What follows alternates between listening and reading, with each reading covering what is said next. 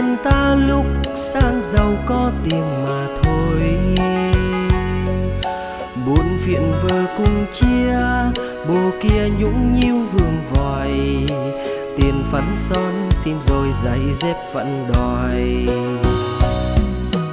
Vợ thì sớm tối chăm con, bố kia sớm tối chom nhòm ví tiền của ta.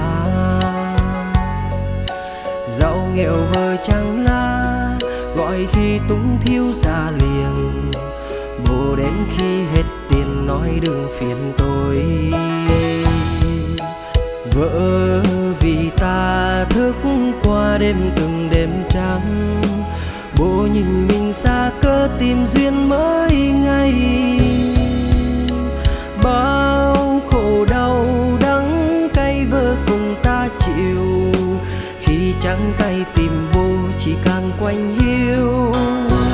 Lúc tôi già rồi vợ vẫn bên ta, bố kia choán văn là cả lúc mình thành danh.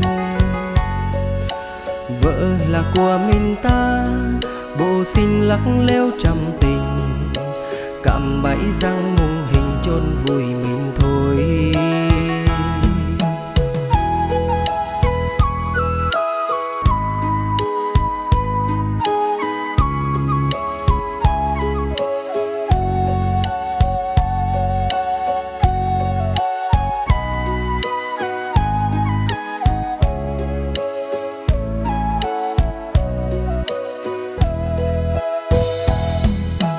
Vợ thì sớm tối chăm con, bố kia sớm tối chom nhòm ví tiền của ta. Giàu nghèo vợ chẳng la, gọi khi túng thiếu ra liền. Bố đến khi hết tiền nói đừng phiền tôi.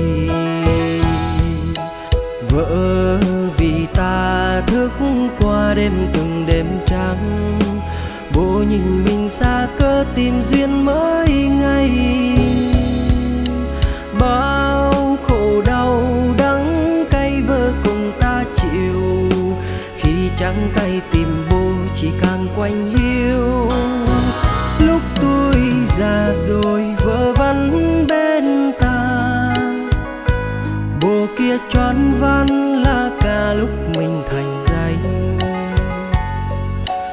Vợ là của mình ta, bố xin lắc leo trăm tình, cạm bẫy răng mùng hình chôn vùi mình thôi. Vợ là của mình ta, bố xin lắc leo trăm tình, cạm bẫy răng mùng hình chôn vùi mình thôi.